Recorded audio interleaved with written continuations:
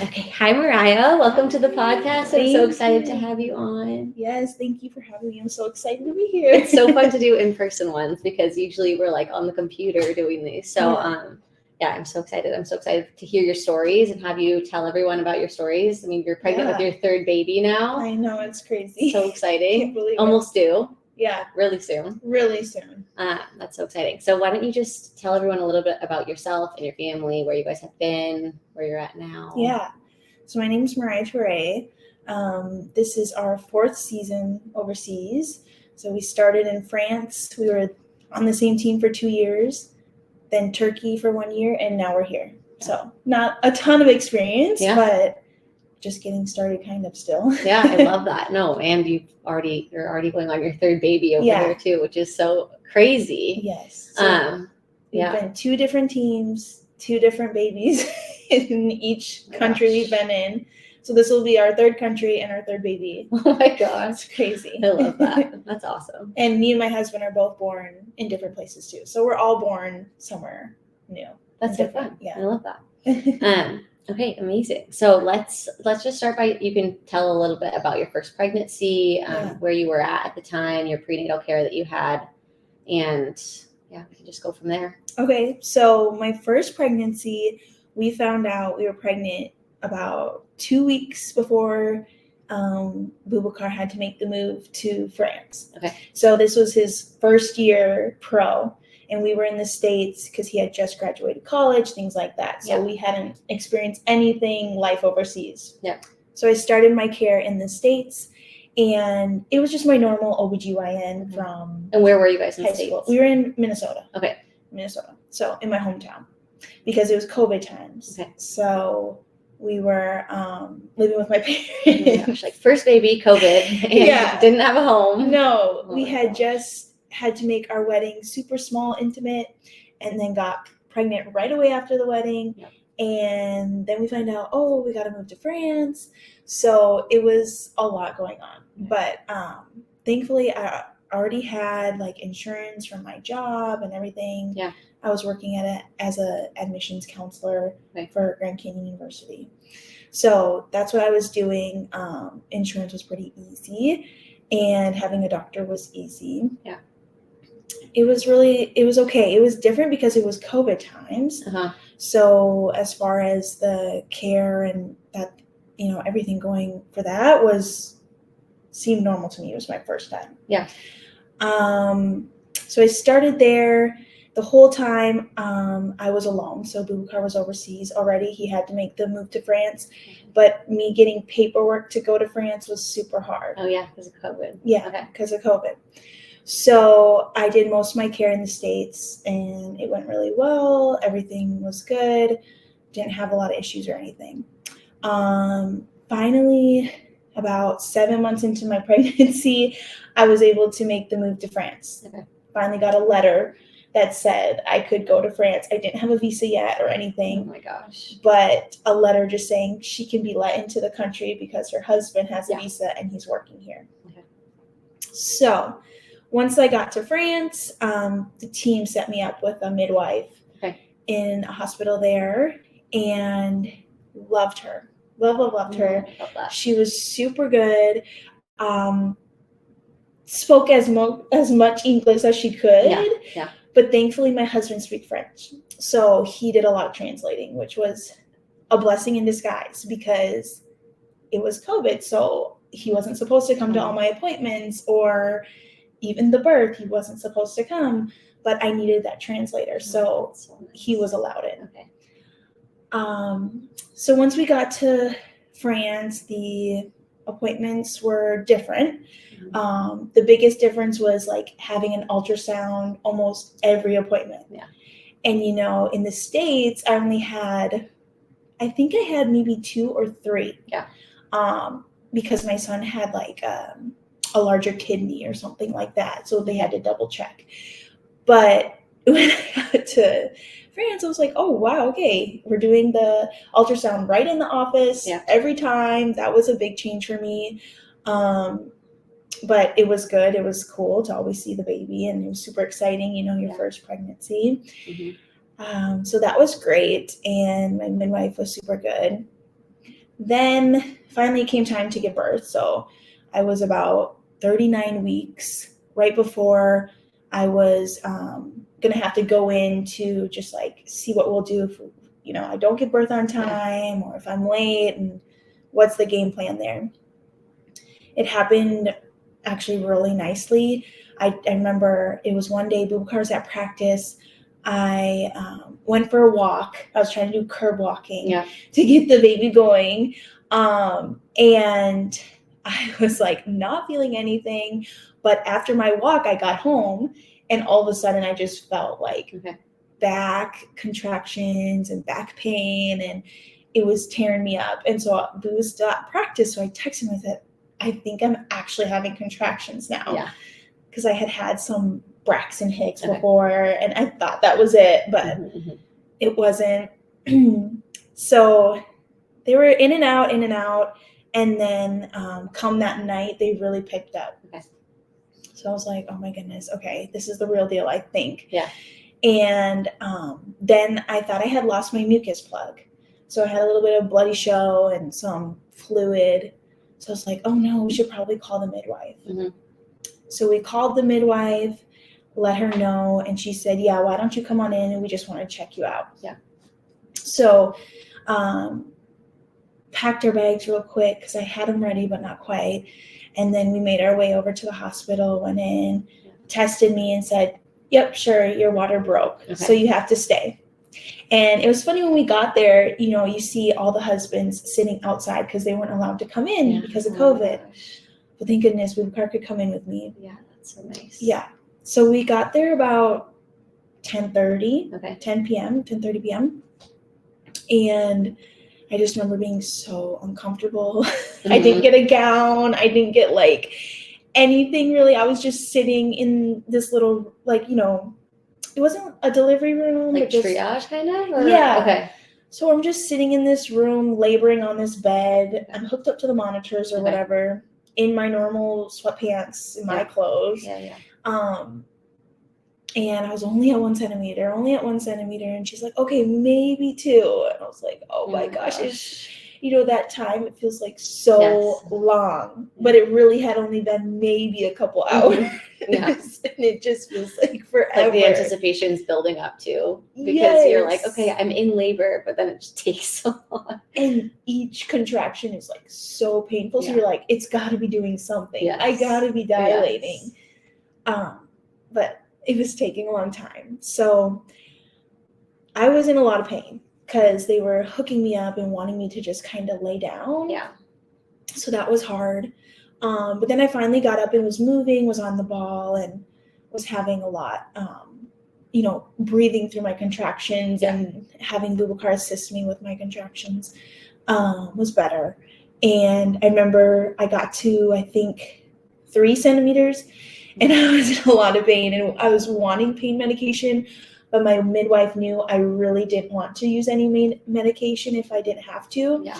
So she's like, are you sure? I was like, oh no, I can do it a little longer. Like, let me try to go a little longer. And I got to a point where I was like, okay, I think I need the medication. Yeah. She said, okay, but we have to monitor the baby for 30 minutes straight to make sure his heartbeat is okay and could handle some medication. Okay. I said, okay. So again, I'm back on the bed, having to be kind of still because the monitors kept moving. And then we would lose his heartbeat, start back over for another 30 minutes. Felt like we did that for 10 hours. Finally, my midwife just had to hold it for me whilst I was on the ball and going through my contractions and monitor. So we get 30 minutes straight and of, you know, watching his heartbeat, and it's good. Okay. Everything's good. She said, let me just check you and then we can give you some medication. Yeah. And she goes, oh no, you're like 6 centimeters. We got to go to the delivery room. So I'm like, okay. All right. And I'm like, wait, what about the medication you said? She's like, no, we got to go. I'm like, okay. And then sure enough, just from there to the delivery room, I was at 9 centimeters. Oh my gosh. Like ready to go. I remember that walk was so painful, just trying to get to the delivery room. Oh my You're like dilating a centimeter each step you take. Literally. That's yes, crazy. yes. And it was so funny because they finally gave me a gown once I was going to go to the delivery room. Yeah. And it's like this tiny gown that doesn't fit me. And I'm like, do you have a bigger gown? She's like, no, sorry. I'm like, okay, it's okay. Hold it in the back of the car. And so we get there and I'm at 9 centimeters ready to go, but my water didn't break yet. Okay. So they said, we can wait if you want, or we can break it for you. Yeah. And I said, yeah, you can go ahead and break it. Mm-hmm. And so they did. And maybe 10 minutes later, he was there. Not many pushes. Okay. I almost gave birth to him in a deep squat position because it just felt so right. Yeah. Because I had before, been doing lots of research of like what's the best position. Yeah. I had heard so many stories of not giving birth on your back and like how it can increase tearing and different things like that, because I was so terrified to tear. Yeah. And but my legs just couldn't support myself. Like I could not stay there. But my midwife was down there and ready, which I loved. Yeah, that was so cool. That she was willing to deliver in that position. Yeah. Because a lot of people won't. No, they won't. So. And so absolutely she was like, whatever you want to do. Yeah. So then we moved to the bed and I was on my side and I, was not trying to open my hips too much, kind of keep them narrow so my hips could open up. Yeah. And he came out just fine. And it was so peaceful, so calm, no rushing. Like my midwife was just like, okay, if you need to wait for the next contraction, do it, breathe through it, and, give a good push. Yeah.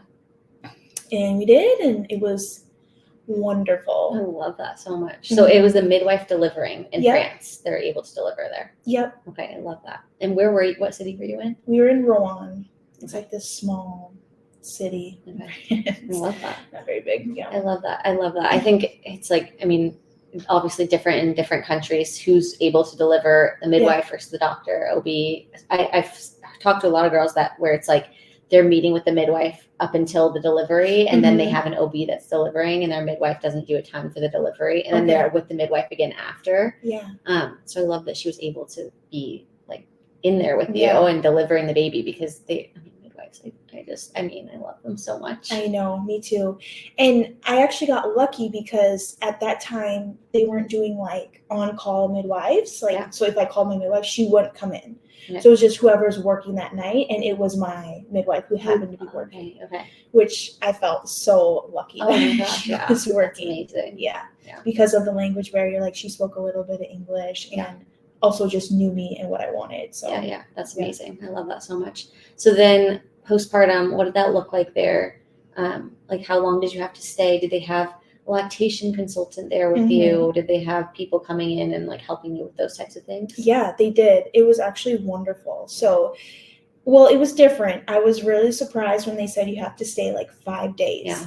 I was like, what? Yeah. I've never heard of That's that. such a thing in Europe, I feel like. Yes, and especially France. Yeah. I was like, okay, that's normal here, I guess. Yeah. And so we were there for the full 5 days. But they were very hands-on, always came and checked you every so many hours. Yeah. Did have a lactation consultant come in to help me so much with breastfeeding, to figure out positioning, latching, all of those things.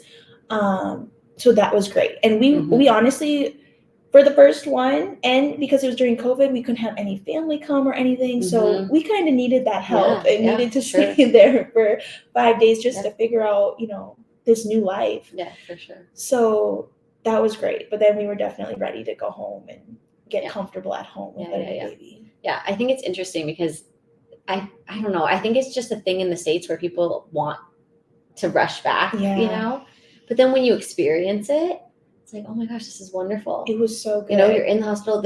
Now, obviously, it depends on where you are. It depends on the hospital. It depends on the staff. There's lots of factors that play into that. But I had that same experience with our first. Like, I was like, wait, this is so wonderful. They have a lactation consultant. Like, even if breastfeeding is going okay, they're still helping you so much with okay, this is actually a better position, right? And then you go home feeling confident, right? You're like, okay, I got help. I made sure the latch was good. Everything's going well. My milk came in. It's just, it's nice when you have that experience. Even like the first bath.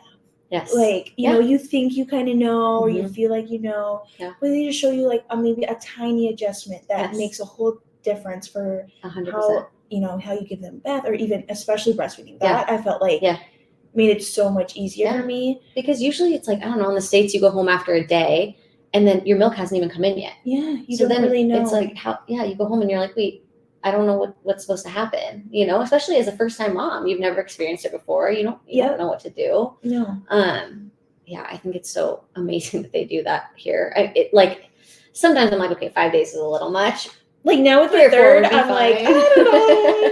Yeah, exactly. I don't even know how long I'll have to stay here, but I'm like, I'm hoping it's not 5 days. Especially when you have kids at home and you're like, okay, I don't really want to leave them for 5 days. That seems a little longer. But but I do think with the first baby, it is kind of like, okay, I can go home feeling confident that I know what to do, you know, and I know how to take care of the umbilical cord.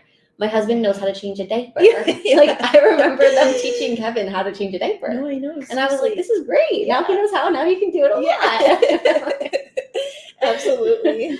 But yeah, no, I think that's awesome. So then after you left the hospital, did you have a midwife come to the house? Did your midwife come to your house, or did you just go back and see her at her office? So it was an option. Okay. We could do that, but I just went in and saw her. Okay. Same with a nurse for the baby too. They could have had a nurse come out, but we just went into the hospital. Okay. Yeah, because I've heard that too. I mean, in Spain, we had, I think it was a nurse that came and just like made sure I had a C-section, so she checked my incision, she checked the umbilical cord, she checked the weight, like for the first week, I think. So we didn't have to go in.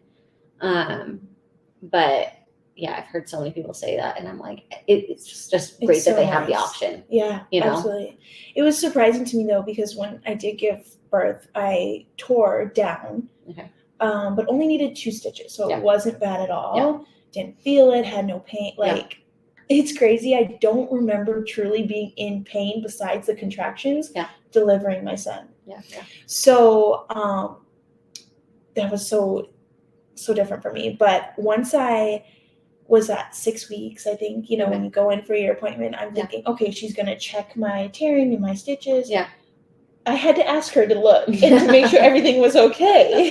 So I was like, I just assumed you would want to make sure everything looks good and the stitches, you know, they fell out or whatever and they're fine. Yeah.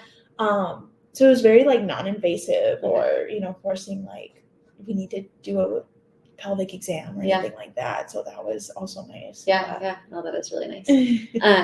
Okay. I just want to go back before we move on to your second pregnancy. Yeah. And just talk a little bit about how the process was of you getting your documents from the US to then go deliver in France. And what made you like make that decision to go overseas to deliver? Were you just wanting to be with Booba and be together as a family, or was it just, did you feel more comfortable giving birth overseas? Like what made you make that decision? So that was the biggest thing. I was like, I'm not giving birth without him. Yeah. And he didn't want to either. Like, I just did not want to go through that separation and the postpartum being so sad, like that he's not there because he wouldn't have been able to come to the States because it was COVID. Mm-hmm. Just us getting into France was hard. And then trying to get him to come out and go back in, there was no way. And I don't know if the team would have given him the time off. Mm-hmm. So we decided, okay,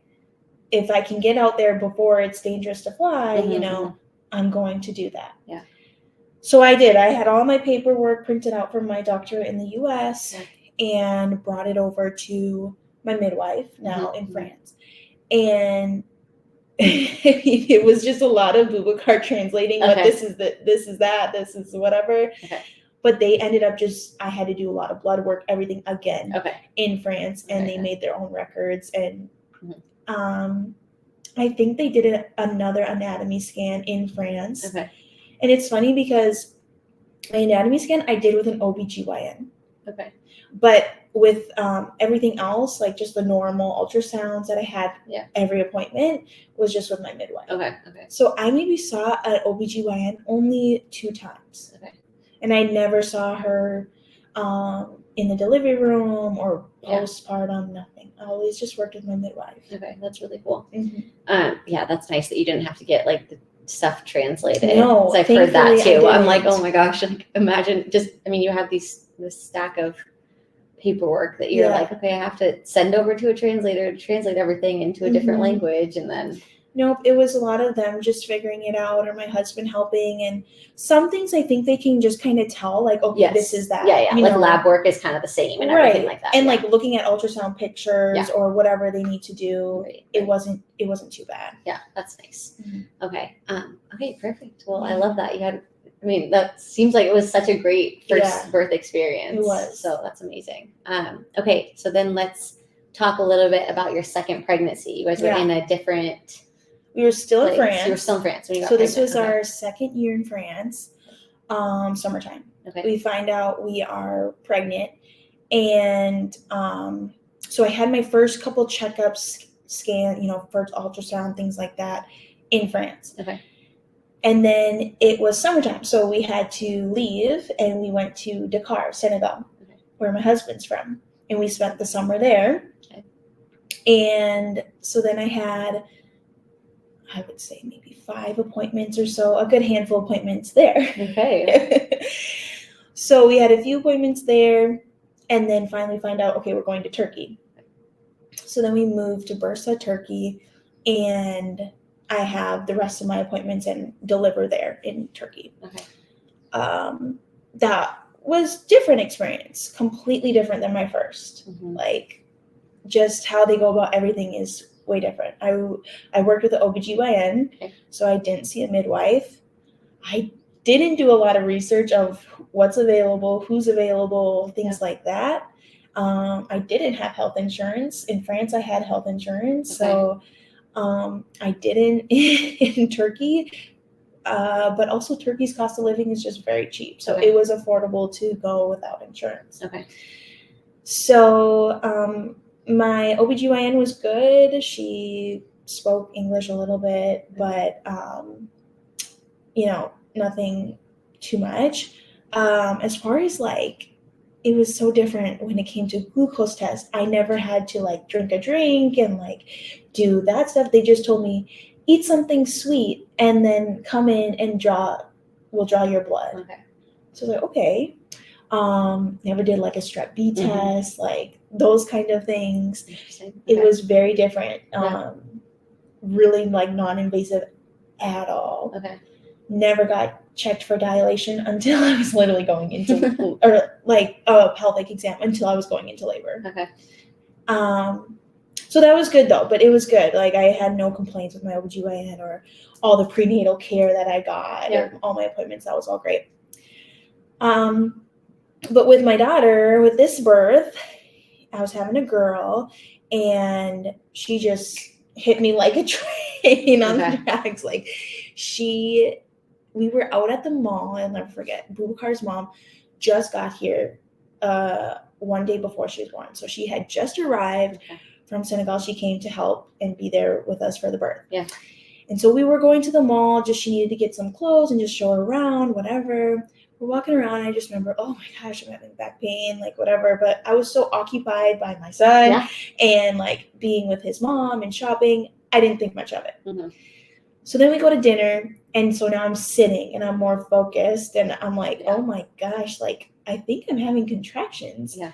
But at this point, I was only 37 and a half weeks. Oh, wow, okay. So I was kind of early. Yeah. I wasn't really expecting it. Yeah, yeah. It was December 4th. Okay. And I was due December 15th. Okay. So I wasn't too far away, but still a little early. Yeah. And so that night we got home. I remember putting my son to sleep. Contractions were tearing me up. And I was texting Boubacar from upstairs, I think I'm having contractions, for real. I got to pack my hospital bag. I don't have anything prepared. I felt so bad for my second child. I mostly had things organized, okay, I know I want to bring these to the hospital, but not in a bag. Yeah. So put them in a bag, took a shower, went downstairs.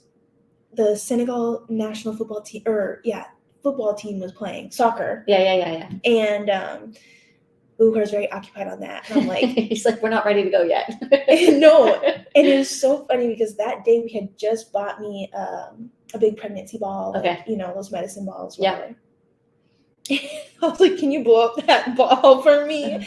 I'm having contractions. I need to like rock these out and sit through them. And so he did. And it was like in a matter of time. I don't remember like how much time, maybe an hour or two. Okay. I was already deep into contractions. Like, I was like, start timing them. Yeah. And he's like, Myria, these are like a minute apart. Like, these are, He's like, these are like, or not a minute apart. These are like 5 minutes apart and they're lasting only a minute. Yeah, yeah. I think it's time. And I was like, yeah, I think you're right. Like, I was in a lot of pain.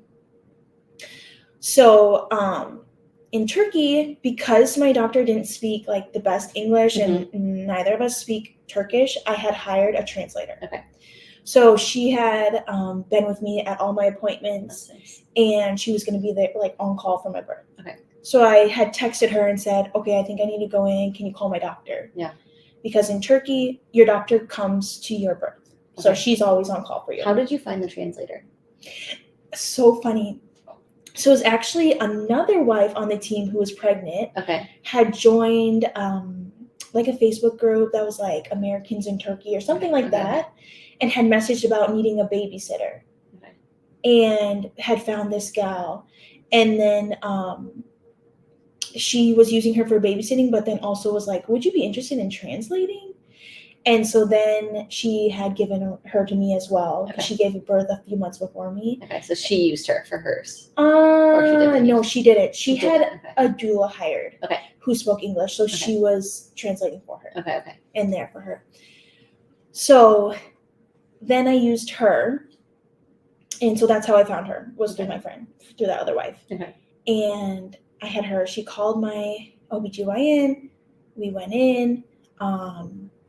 When we got in there, I was 9 centimeters. Oh my gosh. They didn't want to check me. They were like, okay, we'll monitor you first for 30 minutes and then we'll check your dilation. Yeah. And I said, no, you need to check me now. This baby's coming. Like, yeah, you know. I know. Yeah. Like, please. So finally they did. And they're like, oh my gosh, yeah, you're at 9 centimeters. We need to break your water. You need to go. So I'm like, okay. They broke my water and the baby had pooped in the water. Okay. So they're like, we need to hurry, get over to the delivery room. We moved over to the living room. The translator's filling out all this paperwork for me that we needed to fill out because it was such a rush when we got in and how fast they were like, go, go, go into the delivery room. Yeah. And at this point, I'm sitting almost up straight on this, I wouldn't call it a delivery bed, but it felt like a chair. And I was like, can this lay back? Like, this is not comfortable. Like, I don't want to give birth like this. And they're like, this is all we have. Like, this is it. And so I was literally like this, and with my arms here and my legs up. And I was like, this is terrible. I felt so uncomfortable. Yeah. And not how I wanted to give birth, but it was so fast. I felt like I had no other option. Yeah. So I didn't feel like I could be like, no change, and I'm in a delivery room, so there are no other beds. There's nowhere else besides the floor. Yeah. And I just remember my husband being like, do whatever you want to do. Whatever you want to do, let's do it. Like, if you want to get down, get down. I'm like, at this point, I'm in so much pain and exhaustion, I can't get there. Like, I can't move. Yeah. So I felt stuck in that one position. Oh my gosh. And this birth was so painful. Oh, so painful. I just remember it like it was yesterday. I remember my doctor just like pulling me, trying to stretch me out and saying, you need to push, but I didn't feel a contraction. I didn't feel ready to push. Yeah.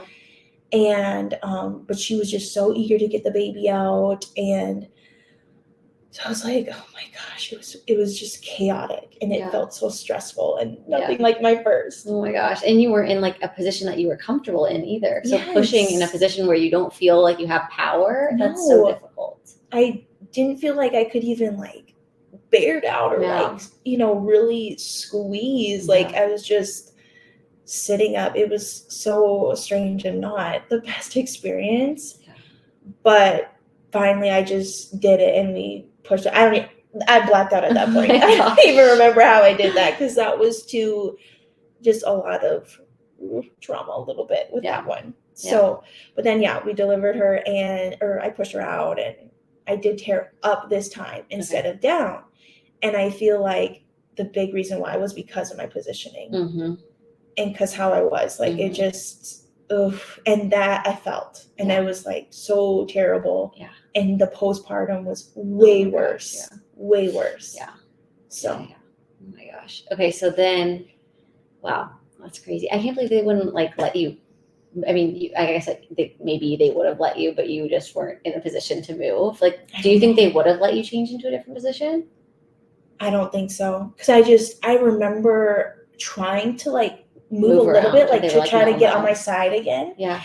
And she'd be like pushing my legs, like, you need to sit down. Like, because I know like some doctors are very picky about that. Yeah. You know, they're like, no, you have to be on your back or you have to be in this position for me to deliver this baby. And I'm like, it felt very much like that. Like she wanted the best, like to make it easier for her. Yes. Yeah. And I was like, this is not it. Yeah. So that's really hard. It was especially after like having such a great first birth experience to then go to that. That's so difficult. It's exactly what I was hoping for and wanting, and it just did not happen. Yeah. So then what did postpartum look like in this hospital now? Yeah, this was again way different. Okay. So postpartum, I remember, was nothing. They gave me one big diaper. Okay. But you know, I knew this time, so I brought all my own stuff. Yeah. Like the stuff that I prefer, as far as like, you know, underwear and pads and things like that.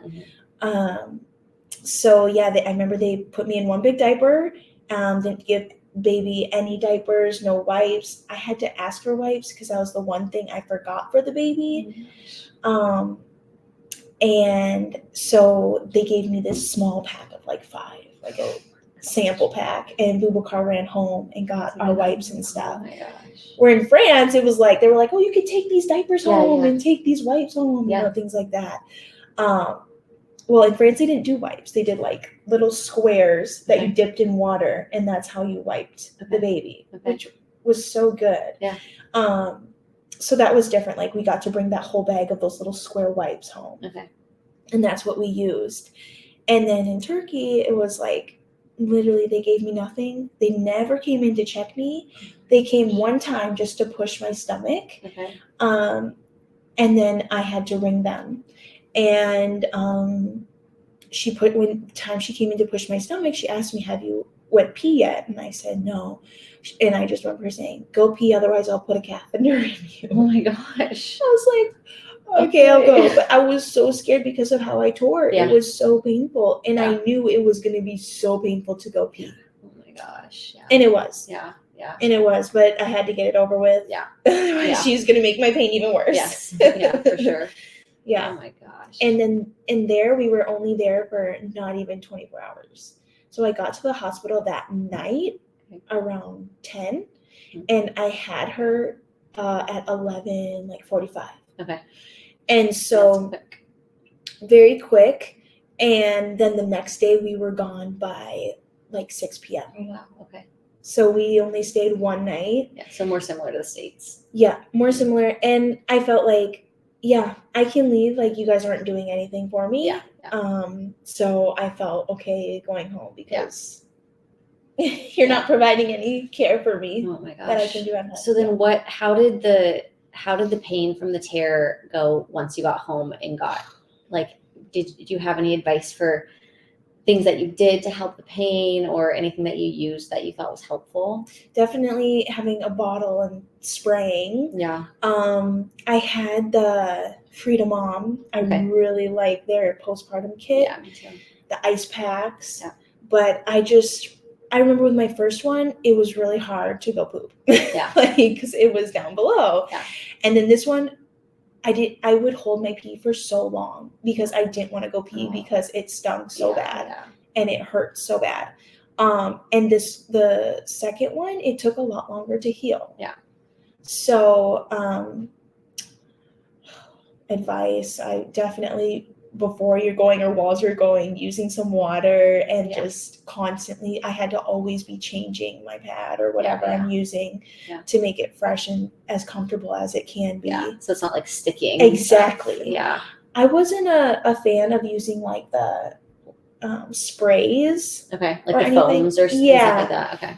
With my first one, I did, and it was fine. Yeah. But the second time around, it didn't seem to bring me much relief. Okay. So Okay. I didn't use them there. But with my second one, I stopped bleeding a lot faster, which was really nice. So I didn't need to be on the pads for as long, which then was helping me. Yeah. Because the pads are just so uncomfortable. Yeah, for sure. Yeah. But I feel like in those situations too, just like having all that stuff ready, and no matter what, like going into birth, I feel like just get all that stuff beforehand, and so that way, like hopefully you don't need to use it very much. Absolutely. But like if you need it, like you want it when you get home. Yeah. You don't want to be like going through a week of being in pain, and you're going to be anyways. But it's like you want to have it as quickly as you can. Yes.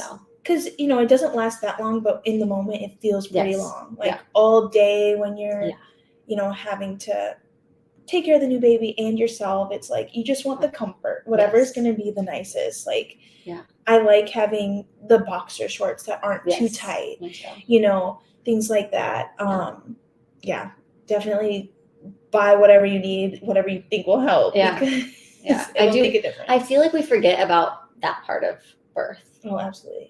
Like I think people, it's like, you go to the baby shower, everyone gets like the stuff for the baby. Well, obviously because it's like the cute stuff, but then I'm like, oh, like I think that stuff is so necessary too, and it's almost like more important than clothes for the baby. I'm like, I can go shopping later and get clothes. Like right now I'm just gonna have them like naked basically anyways. Yeah. And pajamas. So it's like, I don't know, but it's funny because I think that's like probably I always tell my clients, I'm like, they're like, what are the number one things I need for postpartum? I'm like, get the freedom mom kit. It is amazing. Like you need all that stuff. It's worth it. Yeah, 100%. That's what I tell all my friends. I'm like, get this. You want this. You're gonna need this. Like the ice packs were amazing. Yes, I agree. Amazing because that's exactly what you need. It's just something to cool you down and give you some kind of relief because it's a lot. Yeah, no, I agree. I think that's great advice. Okay, so now you're pregnant with your third baby. Yes. When did you find out you were pregnant? Where were you guys when you found out? We were here. You were here, okay. We were here in Spain. We found out like right before my birthday in October. Okay. It's the beginning of October we found out, and we're like, oh my God. Again? Wow, okay. What a blessing. And so I at that time was not going to have insurance because I didn't really think I needed it. Like whatever, our kids had it and Cooper had it, but I didn't really need it. Yeah. So then we got insurance. Thankfully here it's pretty easy to get it and affordable. Yeah. Thank goodness. So we got the insurance, made that first OBGYN appointment. Mm-hmm. Went really well. The OBGYN here, she's, okay, I would say. Mm-hmm. Speaks English well. Yeah. And the first appointment, I think we had almost 3 or 4 appointments. It felt like just back to back of ultrasounds, testings, things like that. Lots of ultrasounds, it seemed like. And also here in Spain, we did an ultrasound every appointment. Yeah. And that's also how it was in Turkey as well. My OBGYN did an ultrasound every appointment. Yeah. So definitely over here in Europe, you're going to do an ultrasound all the time. Yeah. Which is kind of cool. But so that was going really well. Like this pregnancy was so different because I have 2 littles to keep up with. So it's like, first of all, it flew by. Mm-hmm. Like I'm almost at the finish line. Mm-hmm. And the appointments look different. Like I'm always bringing a kiddo to my appointment. Do they understand that you're having a baby? Yes, kind of. They know there's a baby in mommy's tummy, but I don't think they realize it's going to be our baby. Like when they're at the appointments, are you like, look, like there's the baby? Yeah, yeah. I always am like, oh, that's going to be so fun. Because when I was pregnant with Declan and Olivia, I felt like it was just too small. So, yeah. But Amin gets it, but Azra's like, she doesn't know. She doesn't know. Yeah. But yeah, Amin's like, oh, baby? And I'm like, yeah, that's a baby. Yeah. So, but yeah, so it was going well. I'm 36 weeks now, or it'll be 36 weeks tomorrow. Okay. And Your hospital bags are packed this time. Yeah. You're like, okay, I'm going into labor like any week now. No, literally. Yeah. Everything's pretty much set. Yeah. I have everything except, what did I need to get? Oh, like a swing or something. Yeah. So I made the decision just a few weeks ago. I wanted to change my doctor and hospital. Yeah. Because I just didn't feel like she's very personal, and like I didn't know what the hospital looked like. Yeah. Because where I go to my appointments and where I'm going to give birth is different. Yeah. So I was like, I think I need to make a change, because I had been going to this other hospital for my children, and I saw that this hospital was so nice. Mm-hmm. And I actually saw the birthing center, and I was like, oh my gosh, this looks amazing. So decided to make the switch on my hospital and OBGYN. Just went to my first appointment yesterday, and it was so good. Mm-hmm. And I just felt like I was so nervous going in. I'm like, oh my gosh, what if I hate it? Yeah. And what if I regret making this decision? But I went in and it just felt like, okay, right. Yep, this was the right choice. Like the doctor, he's a guy, so that's new for me. I've never had a guy OBGYN. But he speaks perfect English, so comfortable, so personable. And I was like, okay, yep, this is where I'm supposed to be. One really cool thing is that they have water tubs in the delivery rooms. So I'm like so excited if I want to use that or utilize that. I could. Never done that, but I've always seen and heard that it's really great. Yeah. So, and then, we had to go over everything, catch him up, get him all figured out. He explained so much to me, all these testings I've been doing, like had to get blood work just last week and things like that. So caught me up, got me all ready for if I go into labor, where I go, who I call, what I do. Yeah. So I feel so much more prepared and like, okay, I'm setting myself up for what I want. Yeah, for sure. I love that. And like, I mean, you were talking about it. I was like, I feel like when you aren't comfortable and it doesn't feel right, the experience isn't going to be right. Yep. And so just in the thing is, the worst case scenario, you could have just like gone back to the other doctor, Exactly. So it's like, okay, that's the worst case. She's fine. It's going to be fine, but let's try to set myself up for the best possible scenario for my birth. Yeah. And I love that you were willing to do that, because like another thing I always tell my clients, always, like, don't stay with someone because you're uncomfortable to switch. It doesn't matter at what point you are at in your pregnancy, like do what feels right for you. And you see, it is so funny because so after I had gone to an appointment with my daughter at this different hospital and saw the resources they had, I said, oh my gosh, what? I didn't even know this was here. Yeah. Because shame on me, I didn't do any research of all these hospitals or giving birth in, Valencia. But so I didn't know. And then like it was like a couple days later we met at the park with the kids. Yeah. And we were talking about that and I brought it up. Yeah. And you were like, I was gonna tell you about this hospital and like these resources. And I was like, oh my gosh, I literally just felt like, okay, that's exactly what I needed. Yeah. Because I was scared to make the change. Yeah. The team set me up with this doctor. Yeah. She did speak some English. I didn't know for sure that this doctor was gonna speak English. So it's always nerve-wracking to even text the team and be like, I don't want this. Like, I want to make a change. I know.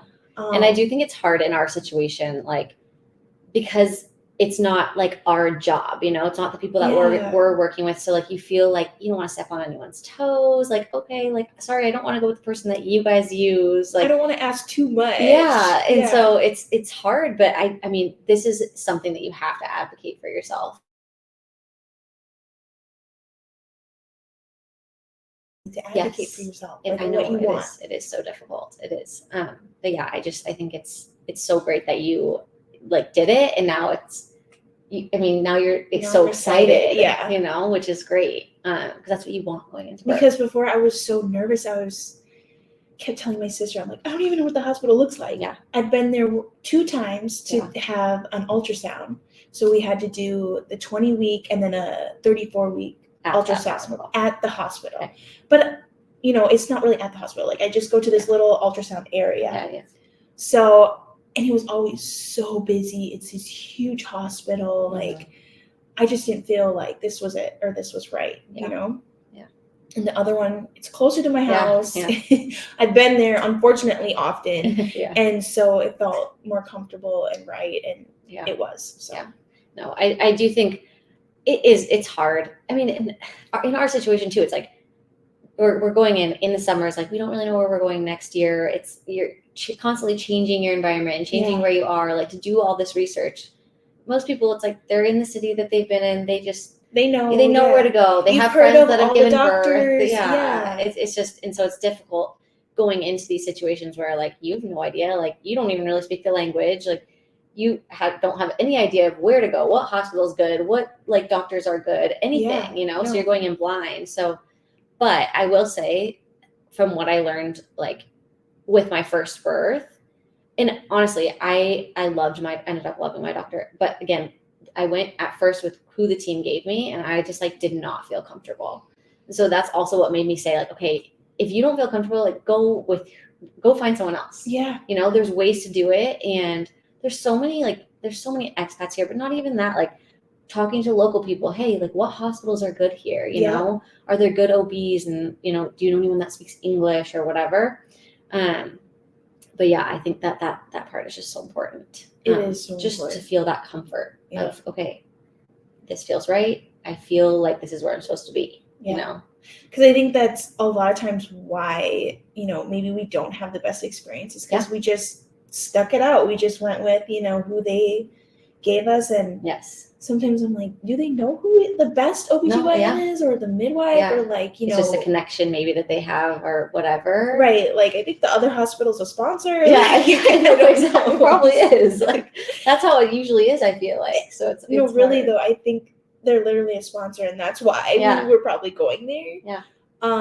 Which, again, you could have had a great experience, like, right, but you still, like, you have to go into it feeling confident and comfortable, because that's going to make your experience good, like, I don't know. So I'm a huge advocate for that. It doesn't matter if you're 39 weeks pregnant, exactly. Like, go get a different doctor if you're, like, not feeling it, because it will really change your outlook on going into labor. It will, because I kept complaining, like, oh, I'm scared. I don't know, like, I'm not ready.